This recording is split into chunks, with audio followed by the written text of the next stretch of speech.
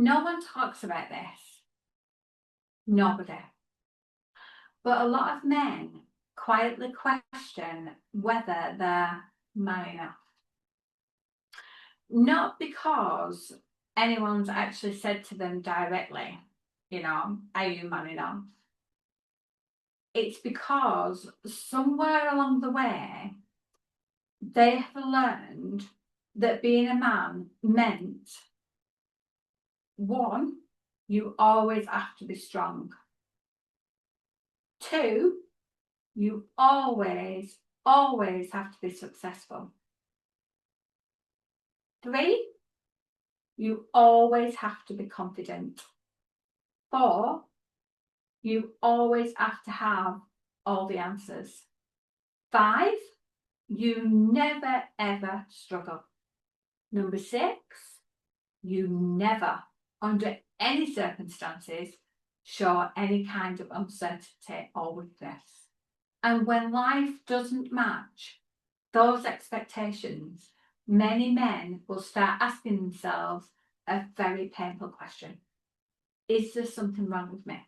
But the truth is, and I want you to open your ears when you're listening to this, the problem is not that you're failing at being a man.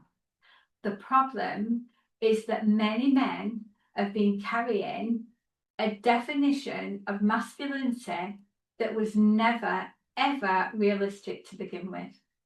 How many times, do you hear people saying, big boys don't cry? If a little kid falls down, a little boy falls down and he starts to cry, you will hear quite a lot people say, big boys don't cry. Pull your big boy pants up. And this really, really infuriates me, because we have built a society of men that think that by showing their emotions or crying or asking for help means that they're weak. This is one of the reasons why I advocate so much and fight so much about how we treat men and their emotions. Because there's a massive crisis in our country, and probably around the world, if I'm honest, that affects men so much that they can't talk about things that are going on. And yeah, things are happening now, and things are starting to change a little bit, but they're not changing quick enough. And this is one of the things and one of the reasons why I talk about it so much. I've lost people in my life, family members, friends, because they thought that they had nowhere else to go, nowhere else to turn to, couldn't talk about it. And that's the stigma that I want to try and take away. So if it only helps one single man with my videos, then my job's worthwhile doing. Hi, I'm Cheryl. I'm a therapist and I'm the creator of the Heart to Heal method. It's a framework for emotional regulation, anxiety recovery, burnout recovery, and helping people to reconnect with themselves beneath the pressure that they carry. I work with people experiencing anxiety and overwhelm and emotional exhaustion, confidence struggles, and the weight of constantly needing to perform, including many men who appear successful and capable and in control on the outside, but privately, they're struggling with self-doubt and pressure. One of the things I hear quite a lot is, I should be further along than I am. I feel like I'm behind. I should be stronger. I shouldn't be struggling with this. I just feel like I'm not enough. And quite often, underneath these statements is something a lot deeper, and it goes a lot deeper. And when I start to talk to people and to dig down a little bit, what we find is the fear that, not achieving and not being successful, not being able to stay in control. And these sort of things then, get them to lose their values. So in this video, I want to explore why so many men silently carry this pressure, how performance becomes connected to your identity, and what helps rebuild confidence without constantly having to prove yourself. Many men grow up receiving messages about what they should be. And I touched on this a little bit earlier. They're told that they've got to be tough, they've got to be independent, they've got to be successful, they have not to complain about anything. They've got to be able to handle their problems and handle them quietly without talking about them or, even putting them out there. They've got to be the protector and protect other people. They have to be the provider. And I'm not saying that these qualities are bad, because they're not. I mean, these qualities can absolutely create strength in somebody. Responsibility and courage and determination. These are all really, really valuable. But the problem comes when those qualities become the only measure of your worth. And that's what you're comparing your worth on. And when your identity becomes connected to what you achieve rather than who you are, then challenges start to feel really, really personal. A career setback doesn't just feel like a setback, it can feel like a failure. And that is what you'll keep telling yourself. I failed. I failed. A mistake doesn't just feel like a mistake. It feels like proof that you are really not good enough. And it sort of cements that in, that you're not good enough. A difficult season doesn't just feel difficult. It can feel like you've lost yourself or you've lost control. And that is incredibly heavy for you to carry. It's a burden that you have made that is so heavy and just you can't put it down. Now, this pressure, it can show up in so many different ways. And you might notice things like constantly comparing yourself to others. You might feel like you're behind in life. You might even feel like you are putting pressure on yourself to succeed. And you find it exceptionally difficult to ask for any help. You always want to feel like you are in control, and you will avoid any kind of vulnerability because it feels unsafe for you. You're trying your confidence to achieve or to do, make performance better. You feel shame when things don't go as planned.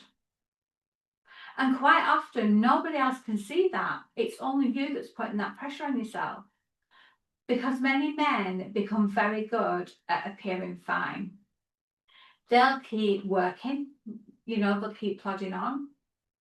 They'll keep achieving and doing things that they need to be doing.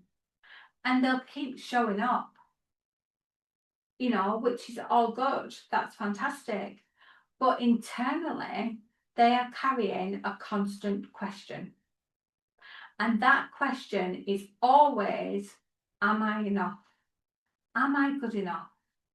And the exhausting part of this is that no amount of external achievement can permanently answer a question that comes from him here.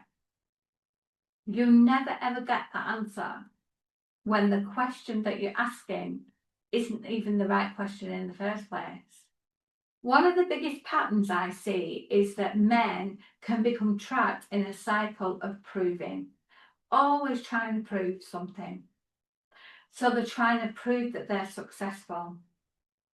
They're trying to prove that they are capable. They want to prove that they're respected.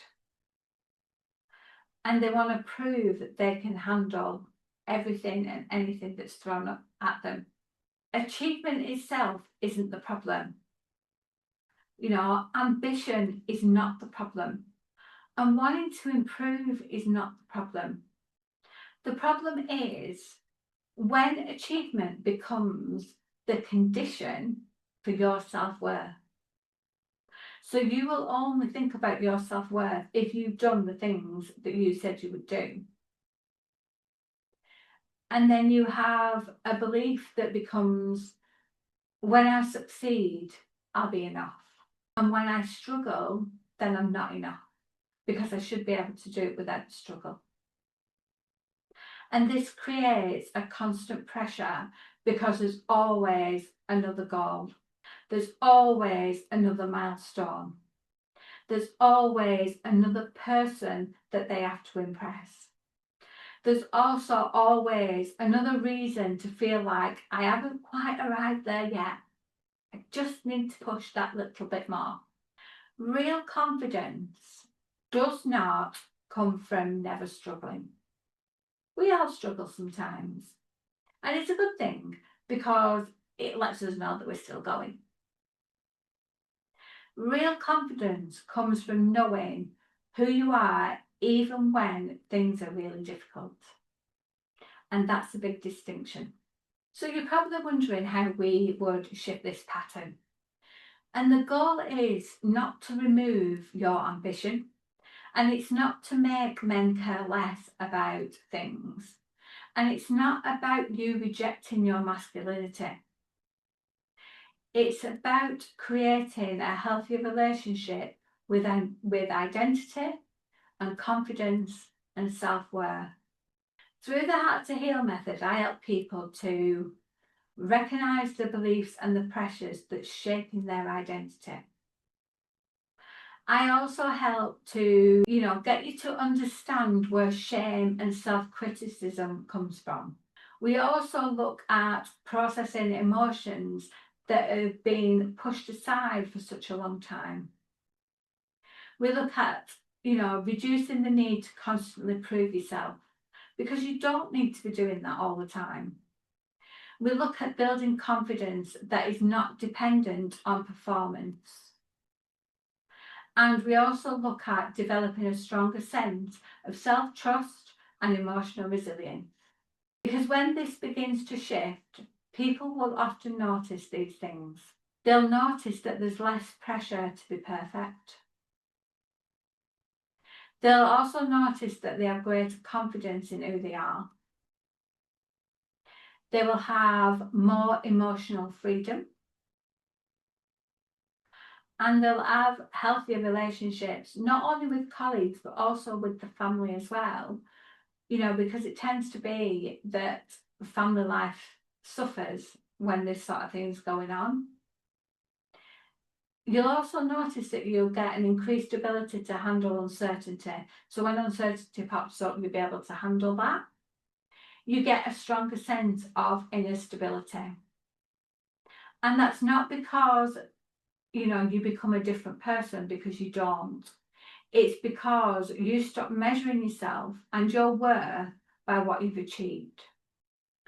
If this resonates with you, I want you to consider this, okay? How much of your life has been spent trying to prove that you're enough? Whether you're proving that to your parents or your boss or your wife or whoever, how much of your life has been spent trying to do that? Because the truth is, your worth is not something that you earn through success. It is not something you lose when you struggle. And masculinity is not something you constantly have to prove. It is something that you define for yourself. If you found this video helpful, then please subscribe and follow for more content on emotional resilience, anxiety recovery, confidence and burnout recovery, and sustainable high performance. And if you'd like to explore working with me through the Heart to Heal method, you'll find more information below in the description box. Thank you for watching. I hope it's helped. Take care, and I shall see you all again soon in the next video. Bye for now.